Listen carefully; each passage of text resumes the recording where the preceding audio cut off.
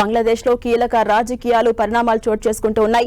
హింసా నిరసనలతో అస్థిరంగా మారిన ఆ దేశానికి 17 ఏళ్ల తర్వాత తిరిగొచ్చిన బీఎన్పీ నేత తారిక్ రెహమాన్ పార్టీ మద్దతుదారులను ఉద్దేశించి ప్రసంగించారు.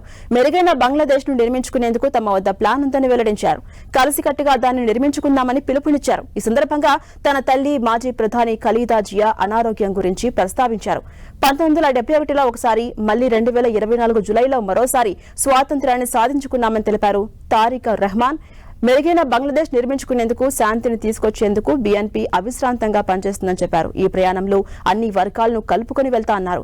ఉస్మాన్ హాదీ ప్రజాస్వామ్య బంగ్లాదేశ్ కోసం కలలు కన్నాడని, అతడి కల కోసం బీఎన్పీ పనిచేస్తుందని పేర్కొన్నారు. అలాగే మాజీ ప్రధాని హసీనా పాలనపై విమర్శలు గుప్పించారు. ఆమె పాలనలో ఎవరూ ఒక్క మాట కూడా మాట్లాడలేకపోయారంటూ ఫైర్ అయ్యారు.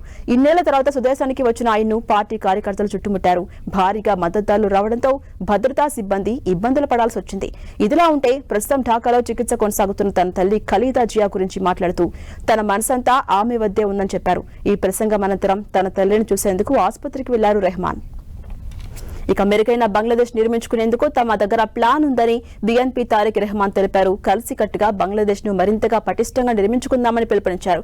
హింసా నిరసనలతో అస్థిరంగా మారిన బంగ్లాదేశ్ ను 17 ఏళ్ల తర్వాత తిరిగొచ్చినటువంటి తారిక్ పార్టీ మద్దతుదారులను ఉద్దేశించి ప్రసంగించారు.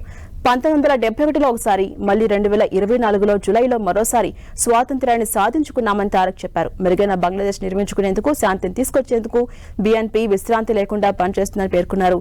ఈ జర్నీలో అన్ని వర్గాలను కలుపుకుని వెళ్తానని చెప్పారు. ఇక ఇటీవల హత్యకు గురైన విద్యార్థి నాయకుడు ఉస్మాన్ హదీ ప్రజాస్వామ్య బంగ్లాదేశ్ కోసం కలలు కన్నాడని చెప్పిన తారిక్, అతడి కల కోసం బీఎన్పీ అవిశ్రాంతంగా పనిచేస్తుంది అన్నారు. మాజీ ప్రధాని హసీనా పాలనపై ఈ నేపథ్యంలో కొన్ని విమర్శలు గుప్పించారు తారిక్.